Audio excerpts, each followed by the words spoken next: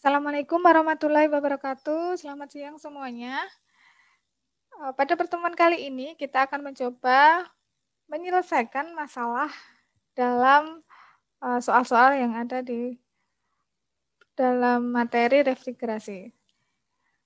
Untuk yang pertama, kalian harus memahami dulu tentang kurva Molière dulu ya. Jadi tentang bagaimana siklus dari sistem refrigerasi itu berjalan dan ketika digambarkan dalam diagram Molière atau diagram antara tekanan versus entalpi. Jadi yang harus kalian tentukan di sini ada beberapa hal, yaitu tekanan, kemudian entalpi. Tekanan itu ada P1 dan P2, tekanan tinggi dan tekanan rendah, kemudian ada H1, H2, dan H3. Kalian harus tahu posisi dari H1, kemudian H2, dan H3 dalam diagram Molière. Selain itu, kalian juga harus memahami perubahan fase yang terjadi pada refrigeran. Kemudian, selain itu, kalian juga harus memahami tentang perubahan tekanan yang terjadi, kemudian perubahan entalpi yang terjadi dalam refrigeran. Ini sudah dijelaskan di perkuliahan.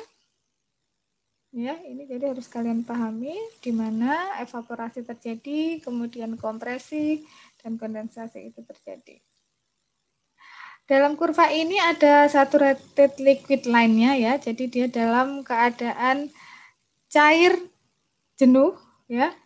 Kemudian yang kurva yang di sebelah sini itu menggambarkan saturated vapor line. Jadi ketika dia dalam bentuk gas jenuh, ya.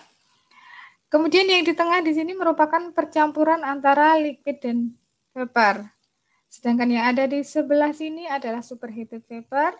Yang ada di sebelah sini adalah subcooled liquid. Ya, subcooling di sini. Dan di sini ada critical point-nya. Seperti yang kalian ketahui bahwa dalam diagram perubahan fase itu ada titik kritisnya. Oke, jadi evaporasi itu pada tekanan P1 terjadi perubahan entalpi, tapi tidak terjadi perubahan tekanan. Kemudian pada saat terjadi kompresi, terjadi perubahan tekanan, jadi tekanan rendah menjadi tekanan yang lebih tinggi. Kemudian juga terjadi perubahan entalpi. Dan saat kondensasi, di kondenser tidak ada perubahan tekanan, namun entalpinya berubah ya. Jadi kalian harus tahu bagaimana menentukan H1, H2, dan H3. Selanjutnya, untuk soal 6.1, yang diketahui dari soal adalah ada sistem refrigerasi dengan jenis refrigerannya adalah amonia R717 ya. Ini harus diperhatikan jenis refrigerannya apa. Kemudian suhu evaporasinya adalah min 20 derajat Celcius, kemudian suhu di kondensernya adalah 30 derajat Celcius. Oke. Yang ditanyakan adalah coefficient of performance atau COP. Setelah itu, bagaimana cara penyelesaiannya? Penyelesaiannya kita menggunakan tabel dan grafik. Yang pertama, tabelnya itu adalah tabel untuk refrigeran amonia R717. Jadi jangan salah, jenis refrigerannya harus R717. Itu ada di tabel A6.2. Oke, dari situ kita nanti akan bisa mengetahui pada suhu evaporasi dan kondensasi tertentu itu dia punya tekanan berapa. Nah, ini adalah gambar dari tabel yang kita gunakan. Jadi pada suhu minus 20, tekanannya adalah 190,74.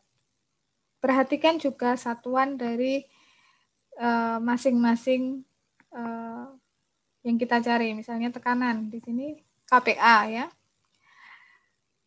Kemudian untuk suhu kondenser 30 berapa tekanannya? Tekanannya adalah 1168,6 kPa. Kita sudah dapat sekarang dua tekanan P1 dan P2. Kemudian tekanan ini kita plotkan dalam diagram Molière. Nah, dalam diagram Molière yang harus kalian ketahui, kita juga harus tahu bahwa spesifik untuk masing-masing refrigeran. Dan bentuknya itu hampir sama untuk kurvanya, tapi angkanya nanti yang berbeda tergantung pada refrigeran yang digunakan. Oke, di sini adalah untuk yang amonia R717, kita sudah dapat dua tekanan tadi ya, 190 dan 1168. Kita plotkan, ya, kira-kira ada di sini. Kemudian kita tarik garis sampai ke saturated vapor, ya, bukan yang liquid, tapi yang saturated vapor. Di sini yang disediakan di dalam buku air pulsing adalah bagian yang saturated vapor line-nya.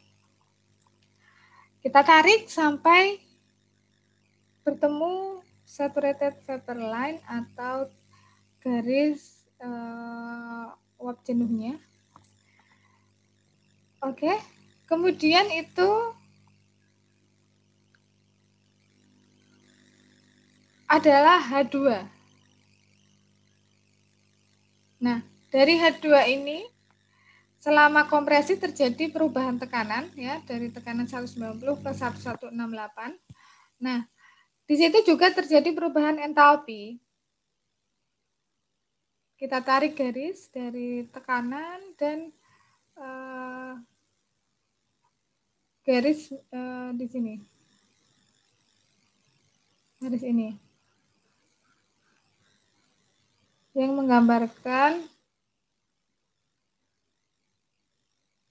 Nah, di sini kita tarik garis, setelah itu kita temukan bahwa di sini adalah H3. Oke, jadi sudah ketemu H2 dan H3. Nah, bagaimana dengan H1? Nah, karena dalam grafik ini tidak ditunjukkan secara full dari grafik atau diagram Molière-nya, maka kita harus menggunakan logika kita. Kita kembali lagi menggunakan tabel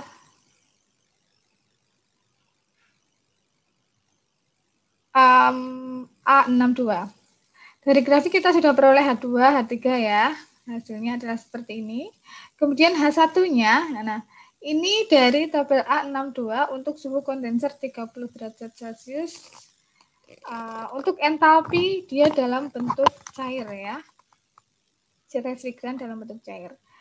Nah, di sini kenapa H1-nya bisa 342? Jadi kita lihat bahwa di dalam grafik Molière ya, seperti yang kita ketahui di sini pada gambar 1 di sini H1 letaknya di sini. Dia H1 itu nilainya sama dengan ketika refrigeran itu dikondensasi dan di fase menyentuh liquid line saturated ya, jadi yang cair jenuh dalam bentuk cairan jenuh. Nah, di sini kan sama dengan titik H1 yang ada di sini, yang di evaporator di pertama kali. Jadi kita menggunakan logika itu sehingga nanti kita peroleh H1-nya 342. Nah, dari situ kita sudah bisa menghitung COP-nya. COP-nya itu kan kita hanya masukkan rasio dari H2-H1 dan H3 per H2. Oke, hasilnya adalah 4,26. Begitu pula dengan soal-soal yang lain ya. Semuanya hanya mengandalkan pada grafik diagram Molière untuk masing-masing jenis refrigeran dan juga properties atau sifat-sifat dari refrigeran yang digunakan. Jadi kalian harus mencari dulu tabel yang tepat, kemudian grafik yang tepat, kemudian kalian paham dengan apa yang terjadi dalam siklus itu, perubahan fasenya, kemudian apa yang berubah, apakah P atau entalpinya, kemudian ketika kalian plotkan, ya sudah, nanti akan ketemu hasilnya, seperti itu. Oke, itu untuk 6.1. Silahkan untuk yang lainnya hampir sama semua pengerjaannya. Oke, terima kasih. Wassalamualaikum warahmatullahi wabarakatuh.